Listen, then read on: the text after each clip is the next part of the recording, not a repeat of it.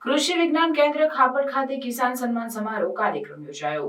રાજ્યસભાના સાંસદ રામભાઈ મુકરિયાના અધ્યક્ષસ્થાને કૃષિ વિજ્ઞાન કેન્દ્ર ખાપડ ખાતે જિલ્લા કક્ષાનો કિસાન સન્માન સમારોહ કાર્યક્રમ યોજાયો, જેમાં પ્રધાનમંત્રી નરેન્દ્રભાઈ મોદી બિહારના ભાગલપુર ખાતેના અને મુખ્યમંત્રી ભૂપેન્દ્રભાઈ પટેલના રાજ્ય કક્ષાના કાર્યક્રમ વર્ચ્યુઅલ માધ્યમથી લાઈવ પ્રસારણ નિહાળ્યું। રાજ્યસભાના સાંસદ રામભાઈ મુકરિયાએ જણાવ્યું કે વડાપ્રધાન નરેન્દ્રભાઈ મોદીના નેતૃત્વમાં ખેડૂતો આધુનિક સાધનોના ઉપયોગથી ખેતી કરતો થયો છે। સરકારની ખેડૂતલક્ષી નીતિને કારણે ખેડૂતો સોઇલ હેલ્થ કાર્ડ, ખેડૂતલક્ષી યોજનાઓ અને ખેડૂતોને ખેતી માટેની જાણકારી મળવાથી ખેડૂતોની આર્થિક સ્થિતિ સુધારો થયો છે।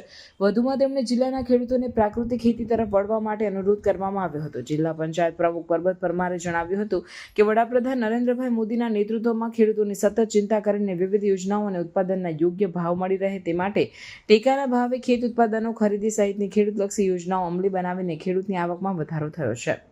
બિહારના ભાગલપુર ખાતેથી પીએમ કિસાન સન્માન નિધિ યોજના અંતર્ગત 19મા સપ્તાહ સ્વરૂપે ડીબીટી મારફતે પ્રધાનમંત્રી નરેન્દ્ર મોદીના વરદ હસ્તે વર્ચ્યુઅલ માધ્યમથી 9.7 કરોડથી વધુ ખેડૂતોને કુટુંબોને 22,000 કરોડથી વધુની સહાયની ચૂકવણી કરવામાં આવી હતી, જેમાં જિલ્લાના કિસાન સન્માન યોજનાના લાભાર્થી 44,056 ખેડૂતોને 10.17 કરોડની સહાય ખેડૂતોના બેંક એકાઉન્ટમાંથી સીધી જમા કરવામાં આવી અને પ્રધાનમંત્રીના કાર્યક્રમનું લાઈવ પ્રસારણ નિહાળ્યું હતું।